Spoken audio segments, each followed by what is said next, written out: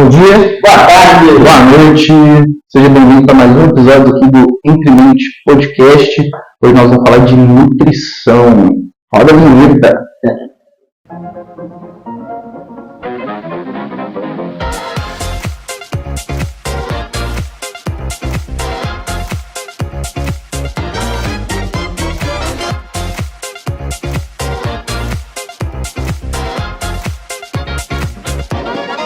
E aí, pessoal, tudo bem? Sejam bem-vindos a mais um episódio do podcast Entre Mentes. Hoje, nosso primeiro episódio com um convidado especial, o Jota.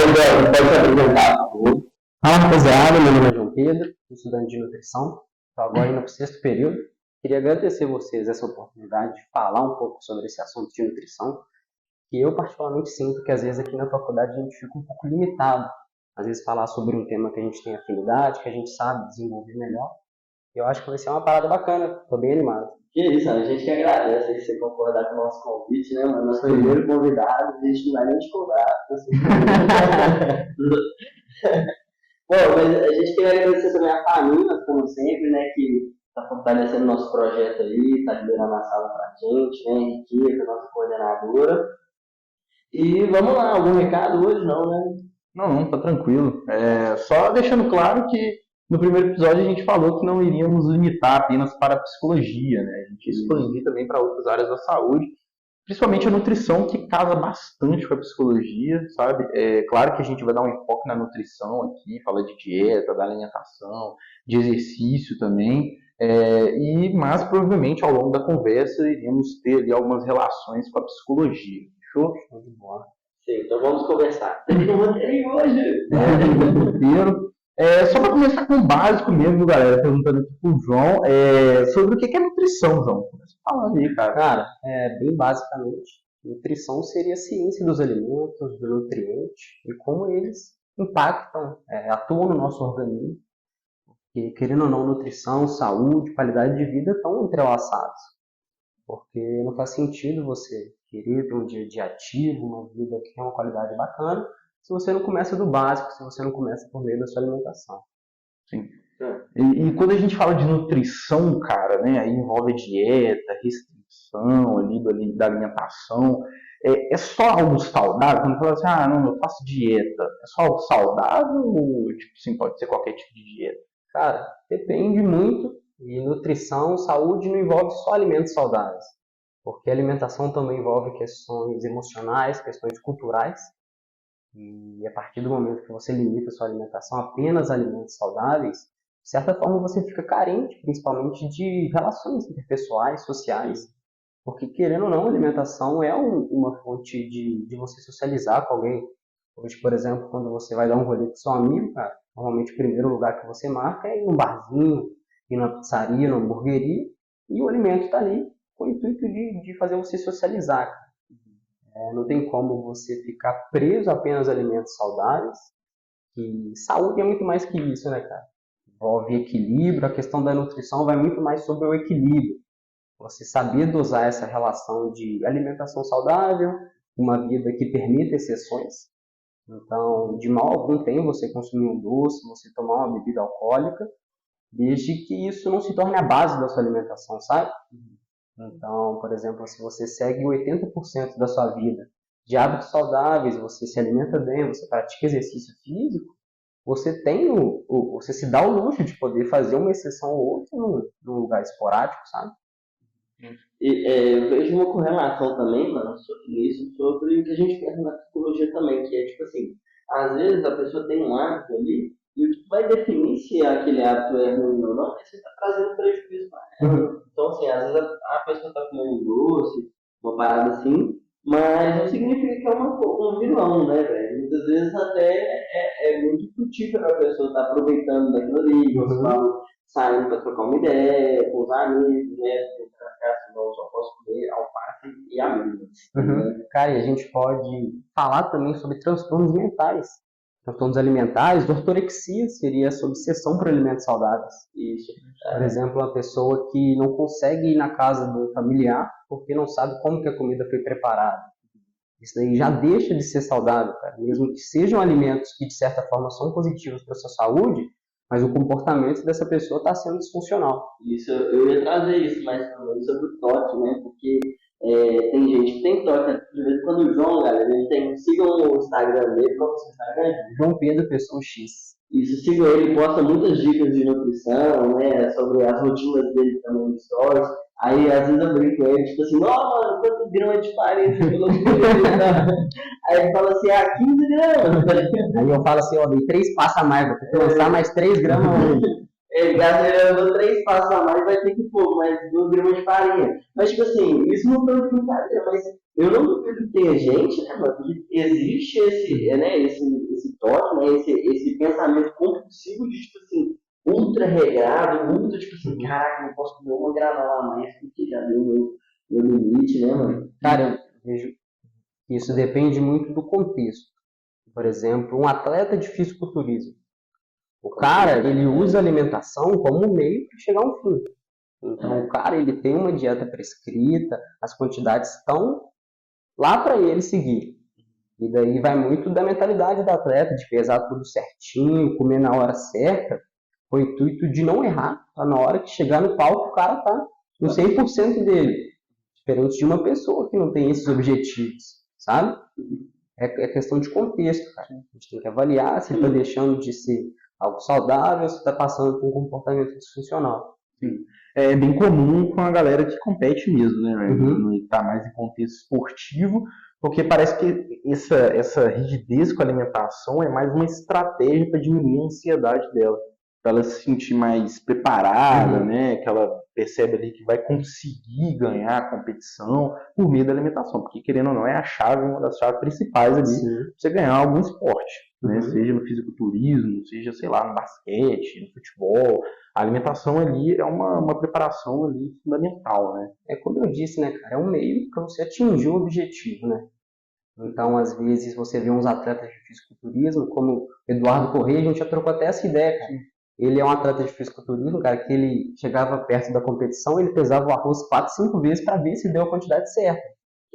E aí ele conta que aquilo estava passando a seu comportamento disfuncional, porque muitas das vezes não tinha necessidade, porque mesmo que passe 1 ou 2 gramas, não iria refletir o resultado dele, mas é como o Fabrício disse, é uma forma de amenizar essa ansiedade, o cara saber que, pô, o que eu estou fazendo está no caminho certo, então o resto eu só preciso tempo para fazer o seu trabalho, e o meu esforço eu estou fazendo. Acho que tem muito disso, esse comportamento metódico de pesar cada grama do alimento, sabe?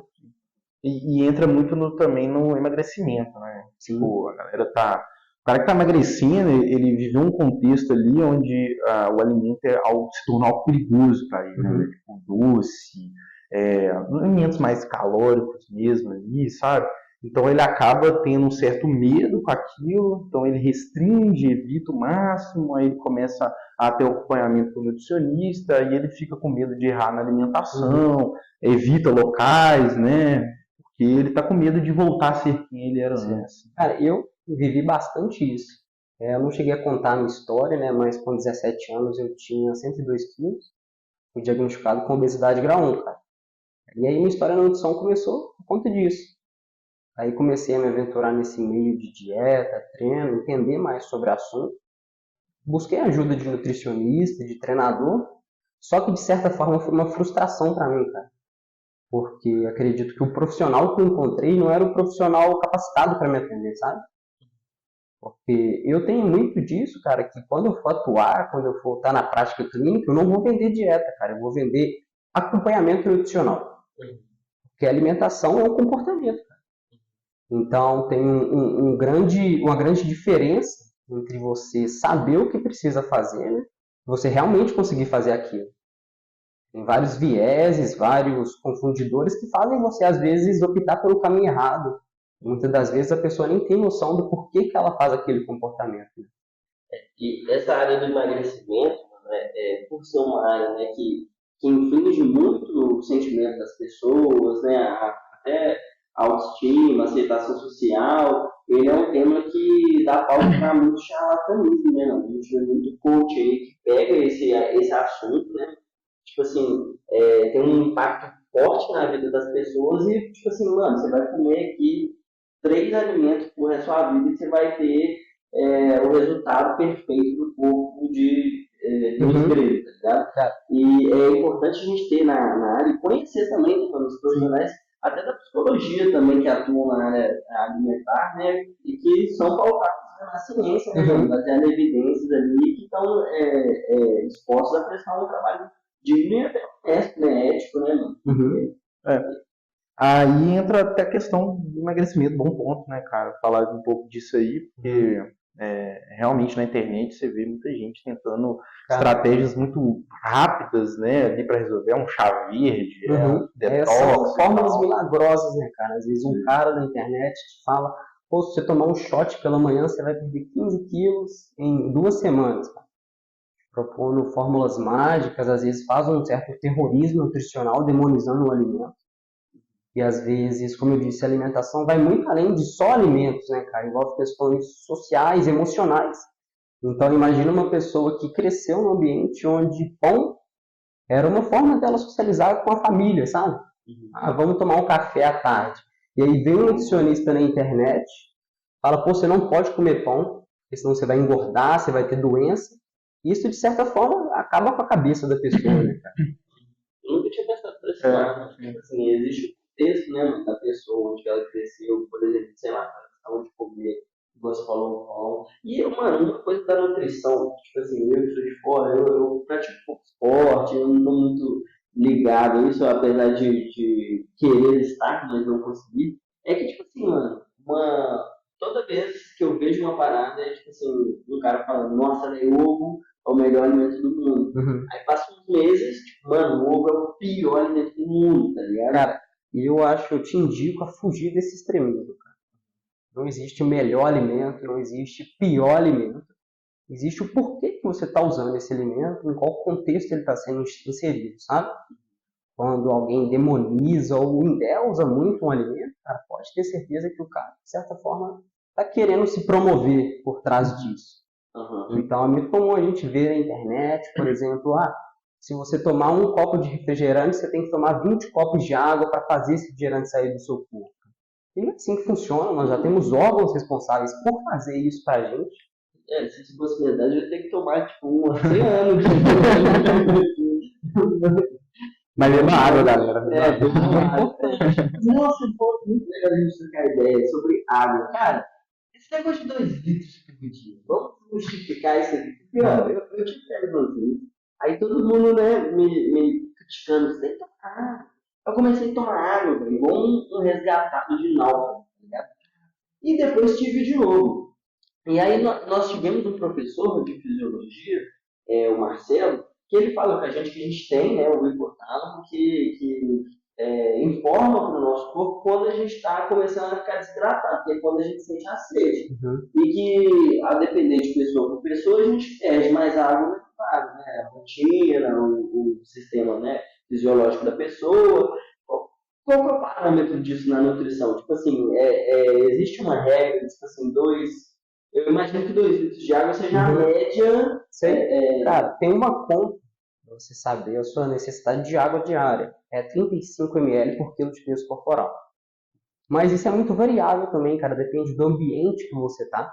Se você tá num ambiente que é mais frio, você não tem tanta necessidade de beber água. Então, hoje em dia, no meio maromba, é muito comum a gente ver pessoas bebendo 4, 5, 6 litros de água. E não existe essa necessidade, sabe? Principalmente com o ambiente aqui no Brasil, que não, querendo ou não é um ambiente extremamente quente, você não perde tanta água a ponto de precisar de 6 litros de água. E tem gente que tem problema com isso aí. Sim, cara, você quando ingere muita água, você libera muito sódio. Então é como se você estivesse secretando seus eletrolíticos. Quando o sódio está baixo na sua corrente sanguínea, isso diminui a viscosidade do sangue. Então a sua pressão arterial cai. Então você fica com hipotensão. Aí você se sente mais fraco, mais letárgico, tonto. É o que eu falo, cara. Tudo em excesso faz mal. Até mesmo a água faz mal em excesso. Eu não bebo água. É sempre questão do contexto, idade também. Isso É sempre contexto, cara. Não tem como eu te chegar e falar, pô, toma X quantidade de água, sem que eu entenda mais sua rotina, como você se comporta durante o dia. necessidade de água para um atleta de triatlon é diferente de um cara sedentário, por exemplo. O cara desidrata menos, o cara faz menos atividades, então precisa de uma investigação. Mas essa fórmula aí de 35 ml por quilo de peso corporal é tranquilo, mantendo uma faixa de 2 a 3 litros por dia, tá ótimo. Não precisa de mais que isso, não. Voltando agora um pouco do emagrecimento, você estava comentando, né, que existe uma falácia muito grande na internet aí. Eu queria que você passasse aí um pouco sobre para nós realmente ali o que nós temos de evidências sobre emagrecimento. Eu vi muita questão de jejum intermitente que ajuda no emagrecimento. Vi que é queima de gordura. Tem galera que fala, é só cortar o carboidrato, né? E tem a questão do déficit calórico. Fala aí para nós. Show de bola, cara. Bom, acho que para a gente entender o emagrecimento, cara, primeiro a gente tem que entender um pouco de física. A lei da conversão de energia, lei da termodinâmica. A primeira lei da termodinâmica. Ela fala que nenhuma energia é criada nem destruída. Exatamente. Quando a gente aplica isso para os nossos seres humanos, é certo a gente dizer que a gente é um aglomerado de energia. E a forma como a gente obtém essa energia é através dos alimentos. Dentro dos alimentos tem ligações químicas que, ao serem quebradas, liberam energia na forma de caloria. Fora também tem os nutrientes presentes nos alimentos. Então, por exemplo, quando você ingere um pão, esse alimento é quebrado em glicose. Essa glicose é quebrada em ATP, que é a moeda energética do nosso organismo. E dependendo do órgão necessitado, por exemplo, o músculo, esse ATP vai ser convertido em contração muscular. Entendendo? E daí, aplicando esse conceito, né, no momento que você consome menos calorias do que você gasta, então a gente tem um balanço entre consumo e gasto calórico. Quando o balanço do gasto pesa para lá, ou seja, você gasta mais calorias do que você consome, o balanço é negativo. Então, o que o seu corpo faz? Ele vai utilizar suas fontes de energia, no caso a gordura especialmente, que a gordura, de certa forma, para o nosso organismo, ela é mais eficiente em produzir maiores quantidades de energia. Então, vai converter, quebrar essa gordura e transformá-la em fonte de energia. E através desse processo, você perde peso. Então, isso é indiscutível na nutrição, cara. Isso chama déficit calórico. Se você ingere menos calorias do que você gasta, você queima gordura e essa queima de gordura reflete em perda de peso. Isso é indiscutível, cara. Então, por exemplo, se você vê alguém falando sobre déficit calórico, é a base do emagrecimento. De certa forma, bioquimicamente falando, emagrecer é simples. É só você ingerir menos calorias do que você gasta. Só que ser simples não significa que é fácil. Muito disso é explicado por uma perspectiva evolutiva, cara. Se a gente leva para a época que nós éramos caçadores-coletores, viviam num ambiente hostil, que não sabia o que ia comer, quando iria comer, precisávamos caçar para obter alimento. Quando você começa a perder gordura, de certa forma você começa a perder tempo de vida. Porque você não sabe quando que você vai obter alimento, sabe? E daí uma resposta que o seu corpo ele desencadeia com o intuito de frear essa perda de peso para você não morrer é dando adaptações, como por exemplo, a cada 1 kg de peso perdido, estima-se que a fome aumenta em 100 calorias. Então, dependendo da magnitude da perda de peso, imagina um cara que perdeu 30 quilos. A fome dele vai estar aumentada em 3.000 calorias, cara. É quase insustentável você manter um plano alimentar com a fome desse tamanho. E além disso, temos adaptações como, por exemplo, o seu metabolismo também reduz. Então, a cada 1 kg de peso que você perde, seu metabolismo reduz em 20 a 30 calorias. Isso no longo prazo, você vai estar tendo que comer cada vez menos. Em comparação com uma fome aumentada, de certa forma fica sustentável você manter esse processo. Não sabia disso, não. E daí que entra a importância do nutricionista saber manejar isso, cara. Saber fazer fases que ele vai estar ingerindo mais calorias, para ele controlar esse apetite, para ele ter adesão a longo prazo. É isso que vai fazer ele emagrecer, cara. Existe também uma cultura alimentar adoecida hoje, né? Assim, tem a maioria da comida que a gente tem acesso, né? Se a gente não procurar por coisas saudáveis, né? Está sempre disposto a coisas hipercalóricas. Exato. Né? Tem até relacionado com o nosso sistema de recompensa, Uhum, né, sim. mano?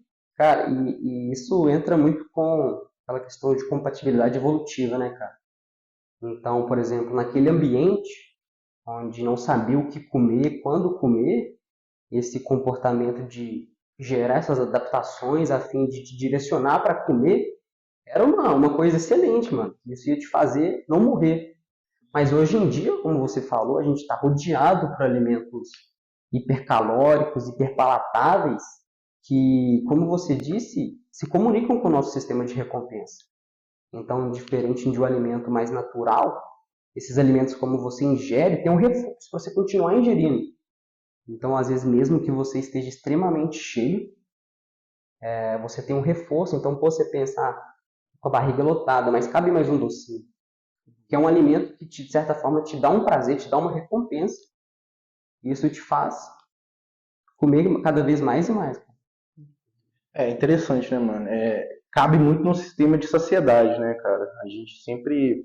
Um sistema que foi conservado muito bem, né? Meio que tendo uma certa resistência a você ter muita saciedade para fazer com que você procure mais alimentos. Isso aí foi ótimo, não tem para 300 mil anos atrás, né? Ali quando a gente era Homo sapiens e tal. Que fazia a gente ter motivação para procurar comida, né? Hoje esse sistema está no ambiente com comida todo canto, né, cara? No supermercado, na vendinha ali no canto, ali No na celular, você esquina, faz um né? pedido, em No 20 minutos celular. chega um iFood para você. Pois Cara. é. E isso aí faz com que a gente tenha aí um índice muito grande de doenças, né, cara?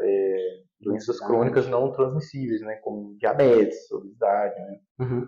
O conforto que a gente criou com a tecnologia, com a evolução, é contra-evolutivo, né, mano? É contra-humano. Porque, tipo assim, a vida inteira, né, na nossa evolução, a gente passou vários terrenos. E eu acho que é natural, até do ponto de vista psicológico, a gente buscar resolver esses problemas para não mais ter essa preocupação, esse trabalho.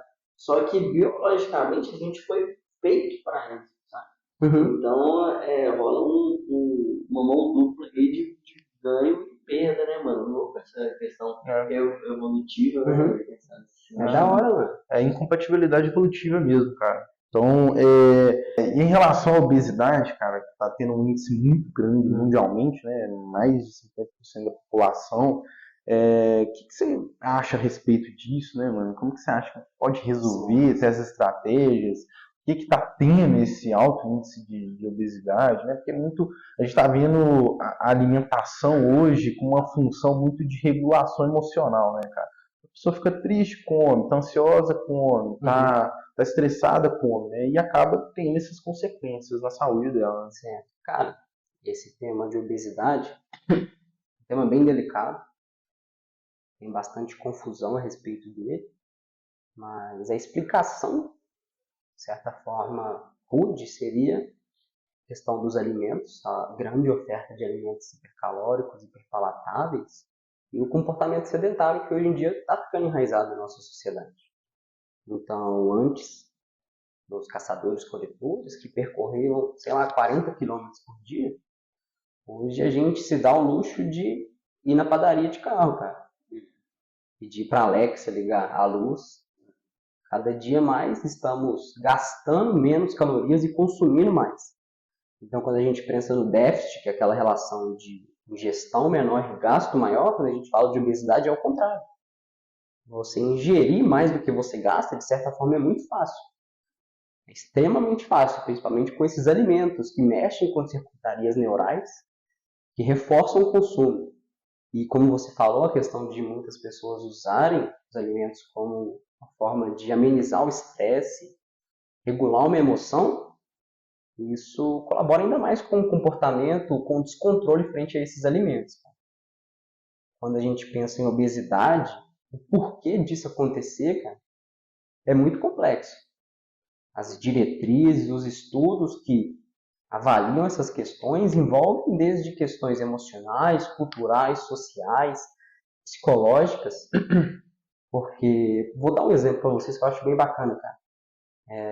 O nutricionista deu um depoimento de uma garota que, quando ela era novinha, ela era mais magrinha, de certa forma o padrão da sociedade, e ela foi abusada. E daí ela começou a utilizar a alimentação como uma forma de engordar, ficar feia frente à sociedade e evitar que essas questões acontecessem de novo. E daí é um boom que acontece, né, mano? Porque envolve muita coisa até a pessoa chegar naquele estado. E a alimentação está muito relacionada também, né, com o comportamento, com psicológico, igual você trouxe esse caso. Eu lembrei de um caso que a gente estudou também, no desenvolvimento do adolescente.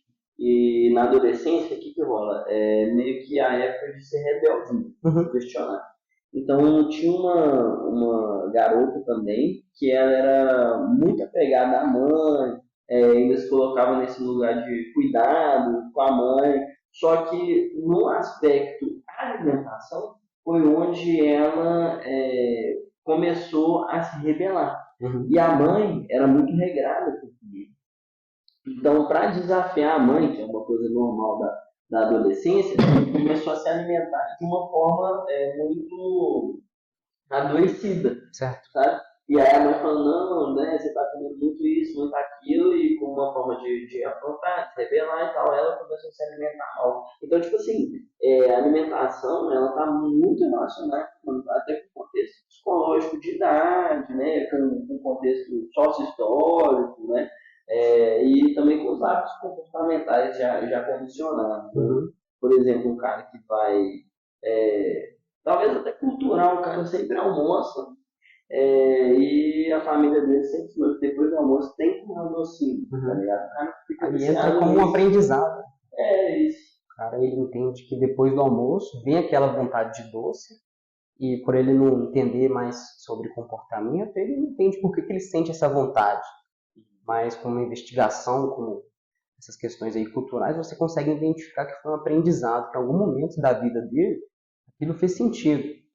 E daí pode ser, por exemplo, questões com familiares. Então, a avó dele dava a ele um chocolate depois do almoço, e a avó dele faleceu, então quando ele come o chocolate, ele lembra da avó.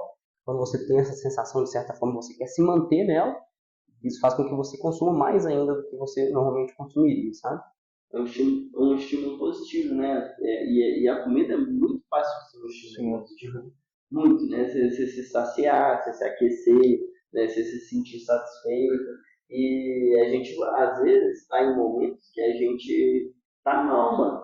E hoje em dia, né, a gente da psicologia consegue perceber que o pessoal não consegue lidar muito com isso. De estar mal, de estar triste, de passar uma fase difícil. Então, muitas pessoas buscam, né, algum estímulo reforçador que acaba sendo a comida.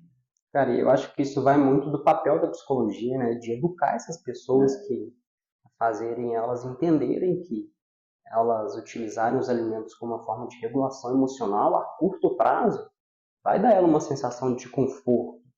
Mas no momento que ela cessar aquele consumo, vai vir aquele sentimento de culpa, de chateação. Pô, por que eu fiz isso, cara? E isso casa muito com a psicologia, né, cara? De você conseguir orientar o paciente para ele entender que, pô, vamos encontrar outras formas de você lidar com o seu estresse? Acho que isso aí é mais da área de vocês, né, cara?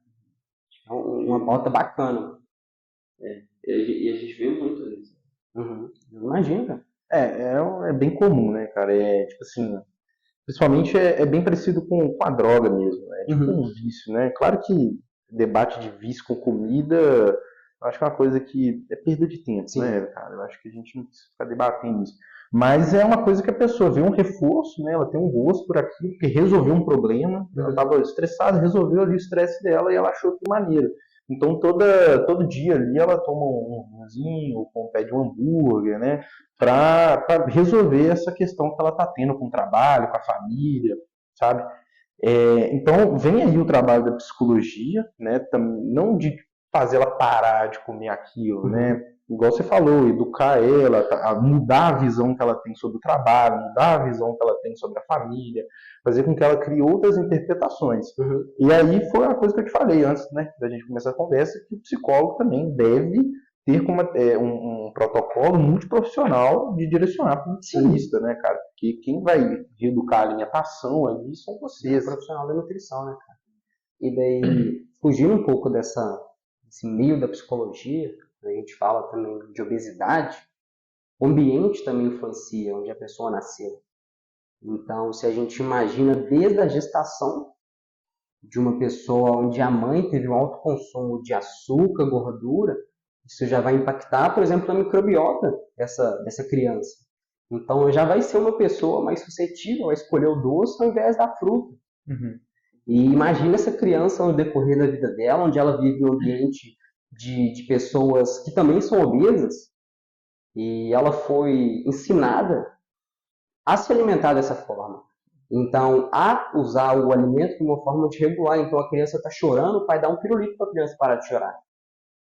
Isso desde cedo vai sendo enraizado na vida das pessoas, e para ela conseguir mudar isso lá na frente, cara, é um trabalho extremamente difícil. Só para deixar claro aqui, explica pra galera o que é essa microbiota aí. Cara, microbiota intestinal seria o conjunto de bactérias dentro do seu intestino. Temos bactérias que são positivas, colaboram com sua saúde, e as bactérias patogênicas, que são aquelas que podem ocasionar possíveis doenças, possíveis alterações metabólicas. Aí quando você fala que, tipo assim, a pessoa ela come muito ali doce, né? E ela tá servindo de alimento para a microbiota, né? Uhum. É meio que a microbiota, quando você fala que ela começa a ter a tendência de preferir os alimentos, o que acontece? A microbiota, tipo assim, é meio que fixa alguma coisa, Cara, os nutrientes do alimento que faz ela então, perceber isso? a microbiota, ela modifica, de certa forma, muito rápida. Então, por exemplo, se você se mantém em uma rotina de alimentação saudável, você passa uma semana se alimentando somente de fast food, esses alimentos, tem alterações na sua microbiota já. E eu digo que essa alteração na microbiota da criança, porque por meio dessa ingestão de alimentos, as bactérias que vão se acumulando no intestino dela são aquelas com maior afinidade com o doce. Então, ela vai se tornando mais suscetível a escolher o doce. E quando a gente fala em uma microbiota saudável, a gente consegue atingir essa microbiota saudável através da alimentação. Então, a recomendação é frutas, legumes, vegetais, iogurte, são excelentes alimentos para você estar inserindo na sua alimentação, que vão te promover uma melhora da microbiota. Então você está me dizendo que você é o que você come, não é só uma frase. Não, com certeza não. Literalmente. Tem o livro da. Esqueci o nome dela. É o 10% Humano. Já viu? Não. Ele é um livro que é da Alana Colen. Esqueci o nome dela. Acho que eu já vi, mas eu não cheguei. Lá fala que, tipo assim, a gente tem mais. A gente é 90% micróbio, Sim. cara. Micro-organismos. O nosso DNA mesmo ali, ser humano, é 10% só. Então, por isso que chama 10% humano. Então, lá, tipo assim, o principal papel desse livro é mostrar que, tipo assim, cara, você tem que alimentar, você tem que cuidar bem do seu micro-organismo, porque isso vai influenciar em tudo. Vai influenciar se você vai ter alguma doença no futuro, vai influenciar se você vai ter algum problema na saúde mental, né, cara? E quando traz isso para a obesidade, cara, tem alterações no metabolismo de alimentos. Então, tem um estudo que é muito bom, cara. Foi um estudo com ratos. Então, foram 2 ratos que receberam uma dietas equiparadas em calorias. Então, vamos supor que cada rato recebeu 1000 calorias dos dois. Só que de uma alimentação, um rato tinha uma microbiota não saudável, e outra alimentação, uma microbiota saudável. O rato que tinha microbiota não saudável, ele engordou mais que o outro rato, mesmo ingerindo as mesmas quantidades de alimento. Sim. É louco, mano. Tem um cozinheiro no Instagram, eu acompanho muito parada de cozinha e tal, que eu gosto.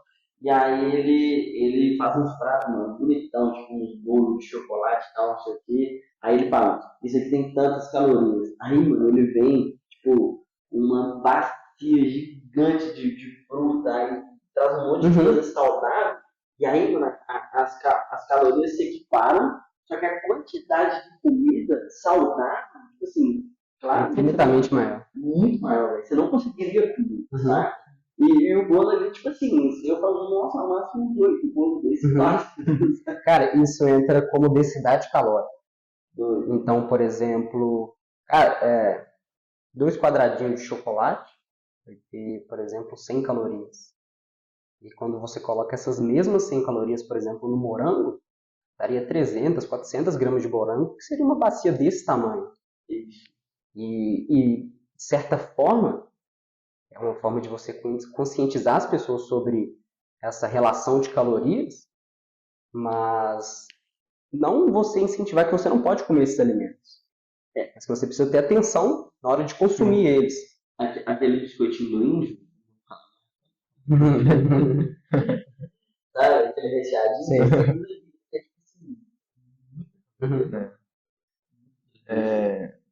Eu acho que isso eu acho que eu já vi muitos vídeos, tipo, nutricionistas falando assim, Sim. né? Alguns educadores físicos, falando, tipo assim, quando a galera vai pra emagrecer, aí eles reclamam, tipo assim, pô, mas eu tô comendo muito mais, não era pra eu comer menos. Cara, mas é porque às vezes esse cara, ele come de certa forma errado.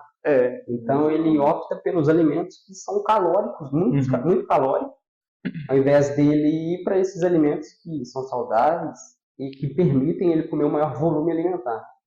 E é muito comum pessoas na hora de consultar com o nutricionista reclamar que estão comendo muito e ficam com medo de engordar. Que vai naquele senso dela achar que come pouco. Mas o pouco que ela come é muito. Entendeu? É um mito quebrado, viu, galera? Mas o mito não é só fechar a boca pra emagrecer, tá? Exatamente. Agora, tem que comer muito pra emagrecer. Agora uma parada que eu também acompanho os caras que fazem competição de comer muito, sabe? Full speed, Corbucci. Eu vi não sei quem falando que, tipo assim, você se sente saciado não por comer, mas por mastigar. Mastigar leva informação pro seu cérebro e te satisfaz de certa forma. Não sei porquê, né? E realmente o Corbucci, esses caras engolem a parada, tipo, não mastiga. Isso é real, mano. Tipo, cara, tem vários mecanismos responsáveis por te sinalizar a saciedade. Então, desde o momento que você começa a ingerir o alimento, a mastigação já vai se comunicando com o seu hipotálamo, vai sinalizando saciedade para o seu corpo, até que esse alimento ele chega no seu intestino, ele estufa a sua barriga, na parede desse intestino tem receptores que vão se comunicar com o hipotálamo, falando, pô, já deu aqui, não cabe mais comida, você precisa parar de comer. Fora que tem hormônios que são liberados frente a esses alimentos. Então, após uma refeição, hormônios como leptina, que é o hormônio da saciedade, são liberados, GLP-1, que são hormônios secretados pelo intestino, também são responsáveis por sinalizar a saciedade. É esse conjunto, não é só um sistema. A obesidade tem esse problema, né? A obesidade, o cara come, só que ele criou resistência a ter saciedade. Né? O hipotálamo não consegue identificar ali a leptina e acaba que ele só vai aumentando a grelina ali, dando mais fome para ele. Cara, muito disso é explicado porque a gordura, nosso tecido adiposo, ele vai além de uma questão estética. Então, durante muito tempo se pensou que o cara ser gordo é só o cara que não está na forma física bacana. Mas hoje em dia a gente sabe que o tecido adiposo é um tecido endócrino. Ele libera substâncias, libera hormônios, libera citocinas. E essas citocinas, elas prejudicam o metabolismo, o eixo hormonal. Então, por exemplo, essas citocinas elas se caminham até o hipotálamo, elas se acoplam nos receptores de leptina, localizados no hipotálamo. Então, na hora que o seu adipócito libera a leptina, ela vai no seu hipotálamo, a adipocina está lá e não deixa ela se conectar para sinalizar a saciedade. Em compensação, a grelina não tem esse mecanismo. Então, o cara ele libera muita leptina. Então, se você olhar um indivíduo com obesidade, na circulação dele tem muita leptina. Só que ela não consegue se comunicar com o hipotálamo e não consegue sinalizar a saciedade. Faz com que o cara coma mais, perca esse senso de saciedade, fazendo com que ele engorde mais ainda. É um mecanismo que está em quase tudo, né? Assim, de síndrome metabólica. Você tem aí a diabetes também, o cara tem muita insulina, só que não consegue se conectar muito disso pelo excesso de gordura. Sim. E aí é o mesmo mecanismo da citocina. Sim.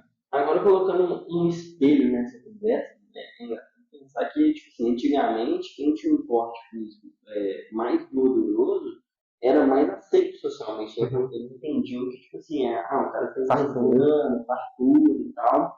E tem muito adoecimento hoje também por causa desses padrões sociais de estética, né? Uhum. Tipo, tem gente que busca um corpo saudável, né? Você é um excelente exemplo para isso também, que, tipo assim, tem uma dieta, tem uma rotina de exercício físico, mas tem gente que extrapola isso e aí a gente tem né, os transtornos alimentares, Uhum. né, qual que é o nome do transtorno? Eu esqueci agora. Anorexia? Pegar na comida depois de comer. Bulimia. Bulimia. Cara, eu acho que é importante a gente ressaltar que a luta não é contra o obeso, é contra a obesidade. A obesidade é uma doença, tem o CID, falando da numeração dessa doença. Hoje pessoas são internadas e o diagnóstico é obesidade. Então a gente tem que entender tem que distinguir que a luta é contra a obesidade, não com a pessoa que está com a obesidade, sabe? Então, antigamente, como você disse, essa questão do cara ser mais cheinho, mais gordinho, era uma questão de fartura. Só que nos dias de hoje a gente entende que é uma questão de risco para a saúde dele, maior risco de mortalidade, maior chance de desenvolvimento de doenças crônicas não transmissíveis, como diabetes, entre outras, dislipidemia e várias outras doenças. Né? Então, de certa forma é positivo. Hoje em dia a sociedade está buscando um padrão estético com baixo percentual de gordura, um volume muscular um pouco maior, só que tem que cuidar para isso não se tornar algo disfuncional. Então, principalmente com redes sociais, hoje a gente vê, hoje você abre o pesquisar do Instagram, de 3 vídeos que você vê, 2 são caras extremamente fortes, com baixo percentual de gordura. Mas para o inocente que não entende aquilo, que sabe que tem o uso de recurso ergogênico por trás daquilo, que é um anabolizante, que é a bomba, o cara acha que dá para chegar daquilo sem usar nada. De certa forma, é fruto do cara, o cara fica nessa busca, o cara se esforça, ele não atinge aquele corpo, mas ele não sabe por quê. Ele não entende como esse cara conseguiu atingir aquilo, sabe? Cara, isso é um ponto assim, hoje tá só que cresce, né, mano, essa comparação com a rede social, porque realmente hoje o que tem de perfis na rede social, Instagram, TikTok, é de estilo de vida saudável agora, né, produtividade, essas coisas, né, e realmente você entra no pesquisada, é blogueirinha ali mesmo, na academia, mostrando sua dieta e tal, e a gente tem que tomar cuidado, principalmente pro iniciante, o cara que está querendo começar uma rotina mais saudável, melhorar a sua saúde, porque se ele comparar, ele vai acabar se frustrando e desistindo, né? Desistindo, porque aquele cara que está postando vídeo, né, ali com a dieta, já está com um corpo maneiro, ele já está há muito tempo naquilo. Ou às vezes até utiliza métodos aí que não é legal, né, para a nossa saúde. Então acaba que faz as pessoas ficarem até doentes. Aí pode até desenvolver transtorno, né, velho? Tentando achar o corpo ideal, né? A gente estudou muito isso em psicossocial. Não é psicossocial, não é? Não, perdão. É psicossocial mesmo. É com o professor. Eze, isso. Que um abraço pro Eze. Que falou sobre esse corpo ideal, sabe? Da gente estar sempre, né, na internet fazendo com que a gente se sinta satisfeito com nós mesmos, mas olhando pro outro. Sabe? Culto corpóreo. Cara, a gente até conversou isso no off uma vez, sobre essa internet dá a impressão de você tem que ser hiperprodutivo. Todo momento você está estudando, você está se alimentando bem, você está praticando exercício, igual você falou, cara. Hoje no Instagram, você abre o Instagram, vê a rotina de uma blogueira que acorda 4h30 da manhã, faz 1 hora de corrida, volta em casa, estuda, trabalha à noite, faz musculação. E quando chega o iniciante, ele vê aquilo, ele se assusta. Porque ele acha que ele precisa fazer exatamente igual ela para obter os mesmos resultados que ela. Só que, na verdade, essas blogueiras não servem como parâmetro comparativo, porque a vida delas, o ambiente delas, colabora totalmente com que elas executem esse comportamento. Então, na maioria das vezes, é uma pessoa que mora sozinha, a vida dela, o ganha-pão dela é o Instagram, então ela fazer aquilo vai dar um recurso para ela se manter estável, diferente de um cara que mora no interior, tem que trabalhar 8 horas, 12 horas por dia, no final do dia tem que pegar um busão, para talvez conseguir treinar, às vezes não tem dinheiro para ganhar, para comprar um certo alimento, um certo suplemento, isso gera uma frustração no cara. E daí entra a importância do nutricionista de adequar a alimentação dele. E fazer ele entender que ele não precisa desse esforço todo para atingir esse resultado. Porque, por exemplo, de certa forma, cara, eu vejo o meu meio de estudantes, do pessoal mesmo até da academia, cara, o tanto que eles se esforçam para atingir um resultado e no final não conseguem, e de certa forma eu não precisava de tanto isso, e por eles não ter conhecimento ou ir no profissional, mas foi no profissional errado, ele fica frustrado, porque na cabeça dele ele se esforçou demais, treinou demais, comeu muito pouco, ficou morrendo de fome e não teve resultado. Você abriu, com essa fala sua, você abriu minha cabeça com um pensamento que uma vez uma pessoa falou comigo o seguinte, eu não sei se eu vi no filme ou alguma coisa nesse sentido, mas tipo assim, quando você tem um filho, tudo que você pode fazer é dar as melhores ferramentas, né? E esperar que ele seja uma boa pessoa, mas no final das contas, ele vai ser quem ele tiver que ser, sabe? E você trazendo essa fala e eu relacionando com esse pensamento, eu percebo que uma coisa que está muito disseminada hoje é esse pensamento de buscar um resultado do outro, tá ligado? Ninguém, por exemplo, eu lembro que quando eu comecei a malhar, eu queria ter determinado shape. Então, tipo, pô, eu quero chegar nesse shape. Só que nunca na minha vida passou na minha cabeça, tipo, eu vou treinar pra ver como o meu shape vai ficar, tá ligado? Porque eu não sou aquele cara, eu sou eu, sacou? Então, tipo assim, o tanto de sofrimento que a gente gera, né, com as mídias sociais e com a sociedade mesmo, em buscar um resultado que não eu ia no outro, né?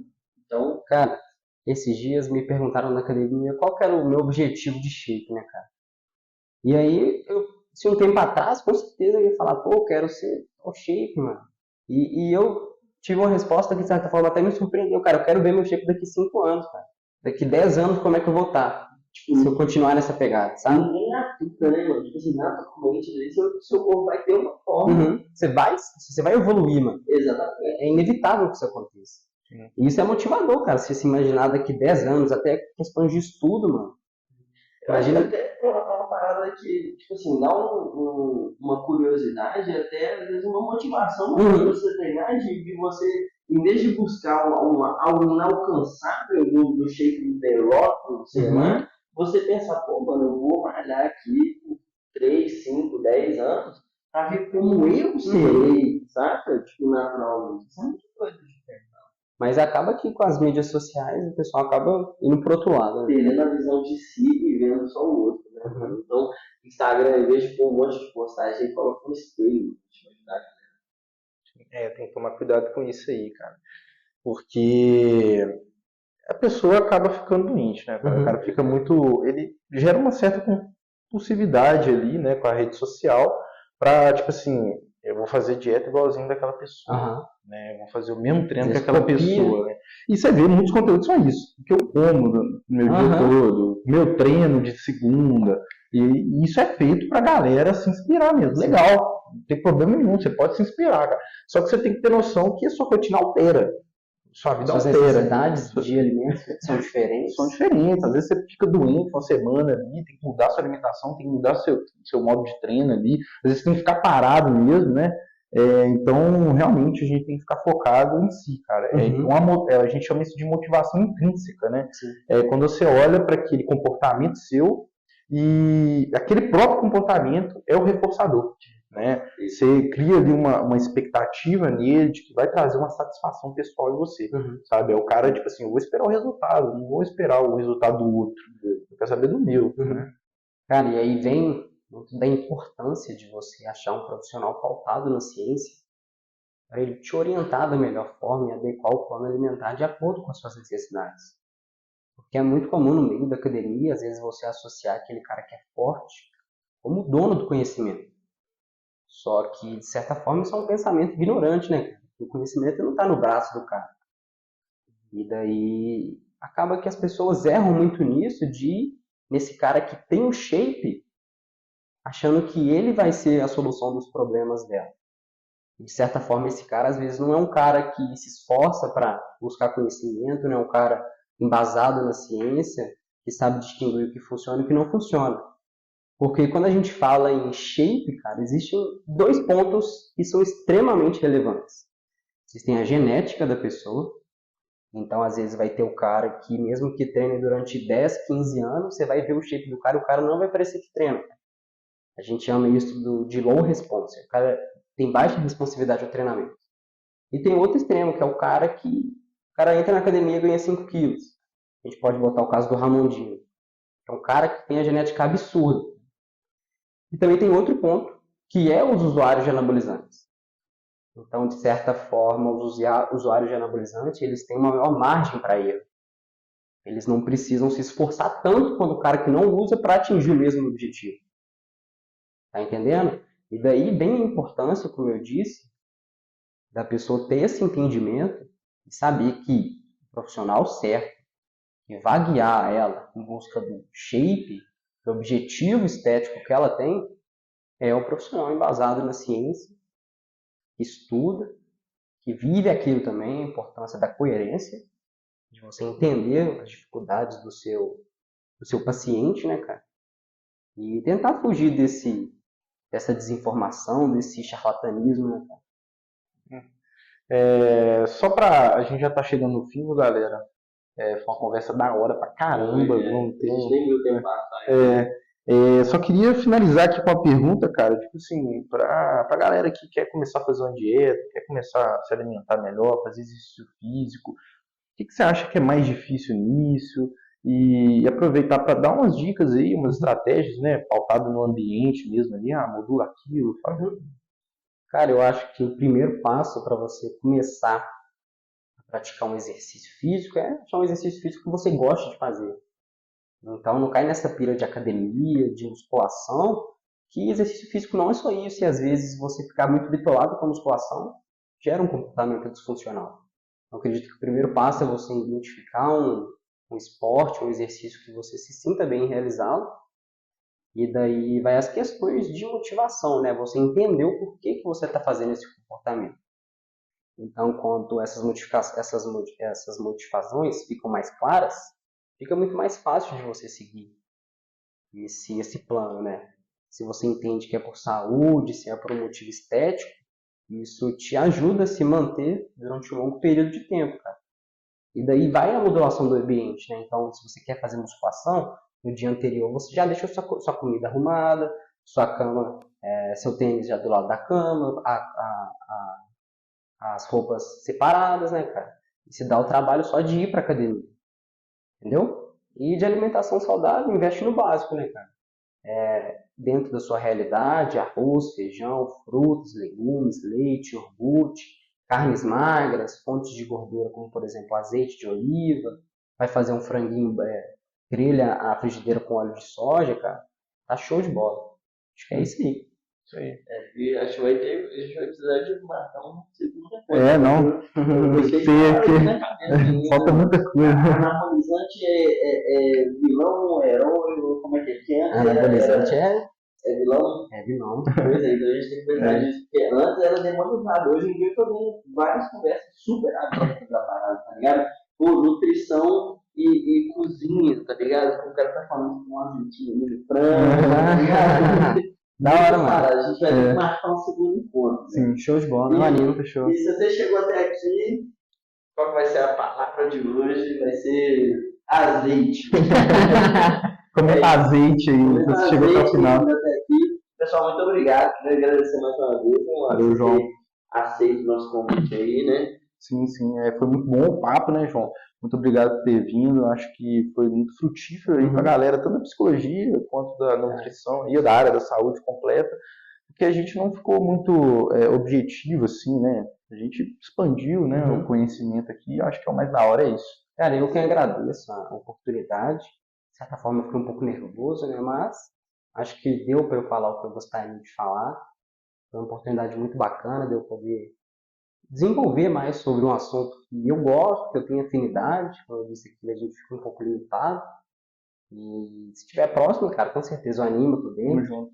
E é isso aí, tamo junto. Isso aí, galera. Fechou, Valeu. galera. Curte, comenta, compartilha. Falou. Até Valeu. a próxima. E manda um beijo pra gente aí.